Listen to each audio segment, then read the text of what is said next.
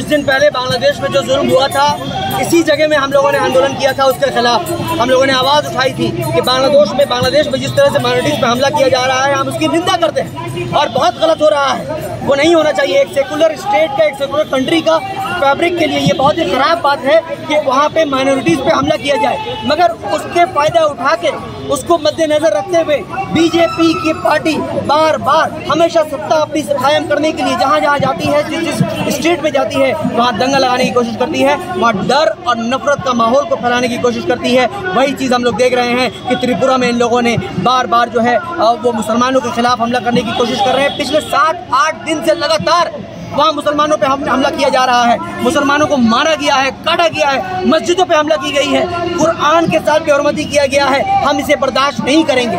हमने हर जुल्म के खिलाफ आवाज़ उठाई है और आज भी हम त्रिपुरा में जो जुल्म हो रहा है उसके खिलाफ आवाज़ उठा रहे हैं और जब भी इस किस्म का कोई भी मामला होगा हम आवाज़ उठाते रहेंगे। आज ऑल इंडिया माइनॉरिटी एसोसिएशन की तरफ से हम लोग यहाँ इकट्ठा हुए हैं कि हम अपनी आवाज़ बुलंद करें कि त्रिपुरा में जो कुछ हो रहा है उसको फौरन रोका जाए और जो लोग इसके जिम्मेदार है, चाहे वो बीएचपी के लोग हैं, चाहे बीजेपी के लोग हैं, उनको पकड़ के उनको फौरन के ऊपर एक्शन लिया जाए। हसीना सरकार ने तो कम से कम 1000 लोगों को वहाँ पकड़ा है और जो मेन आदमी था जिसका नाम आसिफ है उसको पकड़ के उसके ऊपर एक्शन लिया जा रहा है। हम हसीना सरकार से भी अपील करते हैं कि सख्त से सख्त उसको सजा देनी चाहिए और हम अपील करते हैं हमारे हिंदुस्तान की सरकार और त्रिपुरा की सरकार क्या हाथ पे हाथ धर के मौंगा होके क्या बैठ गई है? क्या हो गया है? उनको नजर नहीं आ रहा है कि त्रिपुरा में क्या हो रहा है?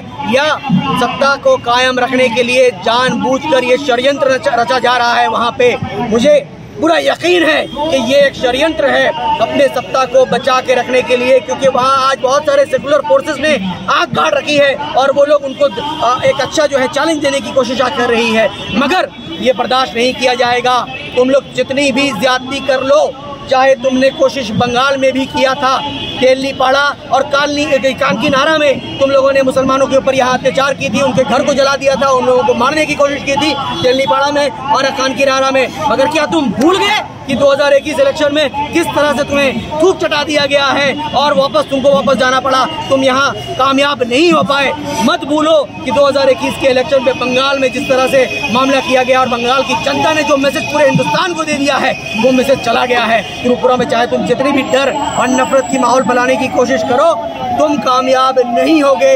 वहाँ की जनता तुम्हें निकाल बाहर करेगी और बहुत जल्द हम लोग देखेंगे यूपी, गोवा और जितने भी इलेक्शन, पंजाब, जहाँ जहाँ इलेक्शन होने वाले हैं उन सब जगहों से बीजेपी को निकाल बाहर किया जाएगा और बहुत जल्द 2024 में भी पूरे हिंदुस्तान से बीजेपी को बाहर कर दिया जाएगा इंशाल्लाह। की জন্য আছে এই কলকাতা রাজপথে আপনারা?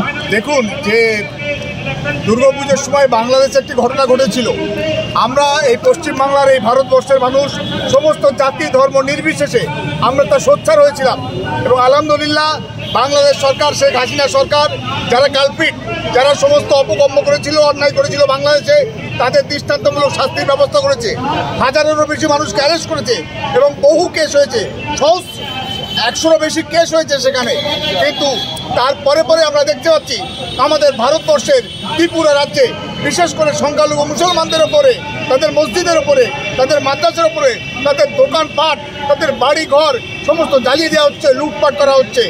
এবং এই যে প্রবণতা, এই যে প্রক্রিয়া 2014 সালে বিজেপির যে গভর্নমেন্ট, মোদির যে গভর্নমেন্ট তৈরি হওয়ার পর থেকে ভারতবর্ষে সাম্প্রদায়িক অশান্তি, সাম্প্রদায়িক হানাহানি, বিশেষ করে সংখ্যালঘু মুসলমানদের উপরে যে অন্যায় অত্যাচার লাগাম ছাড়া হয়ে উঠেছে।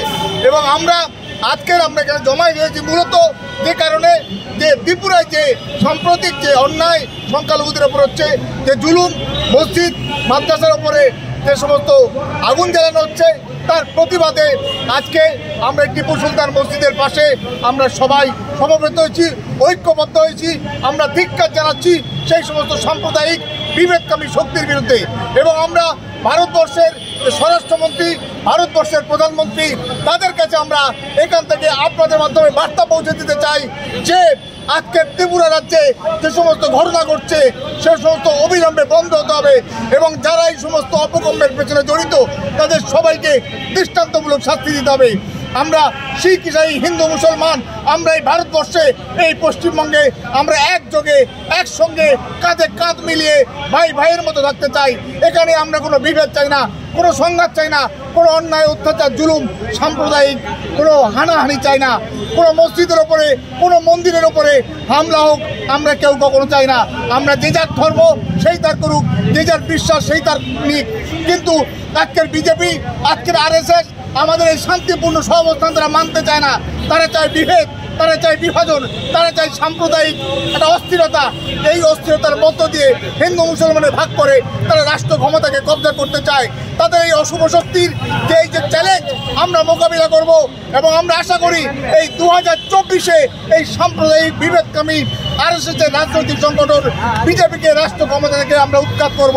সেই জন্য আমরা সবাই একজোটে একত্রে আজকে আমরা ত্রিপুরার ঘটনার বিরোধিতা করতে আজকে আমরা পথে নেমেছি, আমরা একযোগে আমরা মিলিত হয়েছি।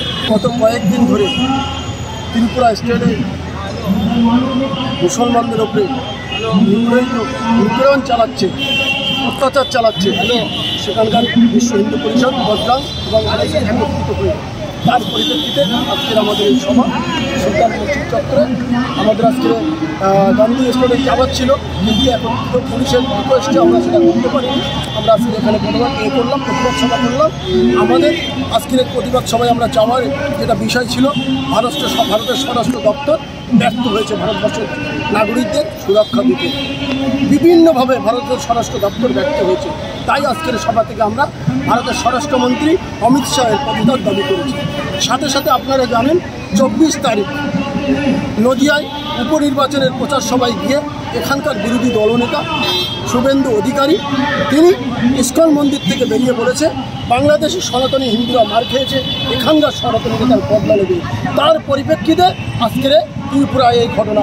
আমরা আজকের সভা থেকে শুভেন্দু অধিকারীকে আমরা গ্রেপ্তারের দাবি রেখেছি। 3 নম্বর যেটা আমাদের বিষয় ছিল, সেটা একটা জিনিস আপনারা জানেন, আমরা পশ্চিমবাংলার শান্তিপ্রিয় মানুষ একত্রিত হয়ে বসবাস করি।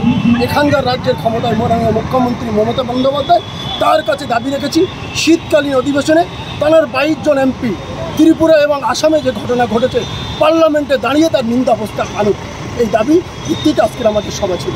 সমান অধিকার নিয়ে সমান মর্যাদা নিয়ে আমরা এই ভারতবর্ষে এই পশ্চিমবাংলায় বেঁচে থাকতে চাই, এগিয়ে যেতে চাই। যারা সন্ত্রাসবাদী তাদের কোনো জাতি কেন ধর্ম হয় না, সন্ত্রাসবাদী তারা সন্ত্রাসবাদী। এই সন্ত্রাসবাদীদের শাস্তি দিতে হবে, শাস্তি দেওয়ার দায়িত্ব সেখানকার প্রত্যেকটা সরকারের।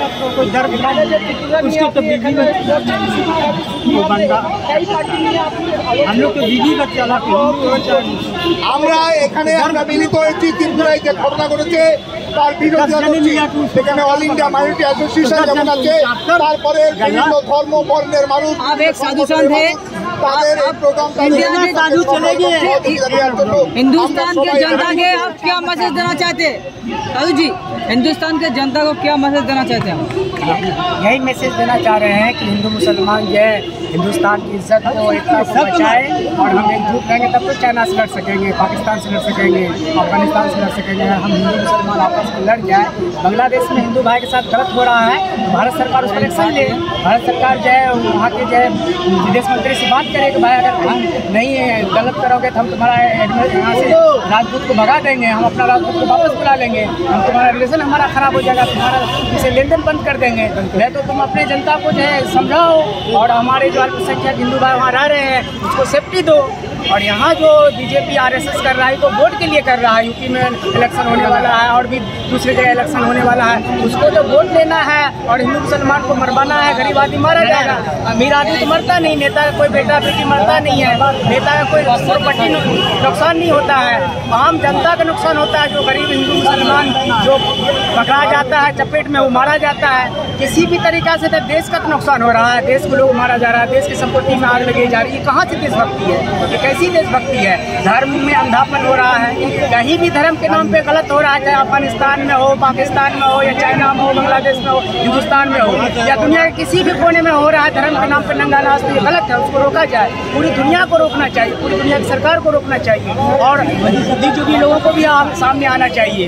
मीडिया वाले को सामने आना चाहिए। किसी का पक्षपाती जो है रिपोर्ट न करे, बल्कि उस पर जो है इंसानियत मर रही है उसको जिंदा किया जाए। कुछ दिन पहले आप कैंडल लाइट मार्च किए थे, फिर आज दोबारा यहाँ पे क्यों आप खड़े हैं, क्या मांग है आप? जी, सबसे पहले आपके चैनल का धन्यवाद करती हूँ कि आप लोग आए और इतना अच्छा इनिशिएटिव जो है वो आप लोगों ने लिया। आपने अभी कहा कि कुछ दिन पहले आप आई थी, कैंडल मार्च की थी, उसका एक मकसद ये था कि बांग्लादेश में जो है कुछ ऐसी एक्टिविटीज़ की जा रही थी, कुछ ऐसी हिंसा को फैलाया जा रहा था जो नाकाबिले कबूल थी।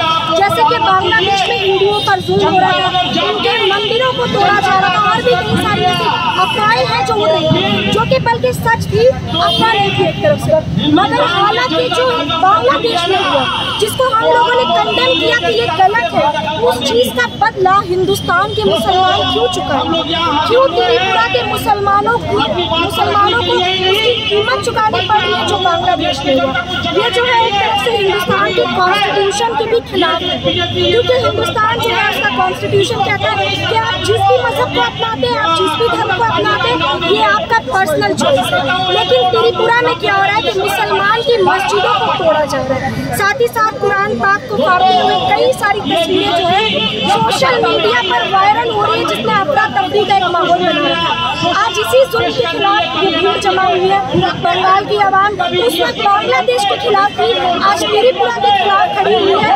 त्रिपुरा में मस्जिदों को तोड़ना ये तो एक बात थी, मगर साथ ही साथ एक घटिया स्लोगन रेस किए जा रहे थे, मोहम्मद तेरे बाप का नाम, हरे कृष्णा हरे राम, ऐसे करके घटिया स्लोगन जो है रेस किए जा रहे हैं। ये मैं आपको बता दूं, विश्व हिंदू परिषद के द्वारा और RSS के द्वारा ऐसे स्लोगन्स लगाए जा रहे हैं। साथ ही साथ ऐसे स्लोगन्स ये नहीं कि ये पहली बार हमारे हिंदुस्तान में है, इससे पहले भी एक और स्लोगन जो है काफी तेजी से वायरल हुआ था, वो ये था कि हिंदुस्तान में रहना होगा तो जय श्री राम कहना। इसका मतलब है कि यहाँ की जो पार्टी है, जितने भी संगठन है, जितने भी हिंदुत्ववादी पार्टी है, उन्होंने ये मानसिकता बना ली है कि अगर आपको हिंदुस्तान में रहना है, और सबसे बड़ा मकसद कि उनका ये मतलब ये उनका कहना है कि हिंदुस्तान मतलब हिंदुओं का स्थान, इसमें मुसलमानों का कभी कोई कंट्रीब्यूशन नहीं रहा, मुसलमानों के लिए कोई जगह नहीं है।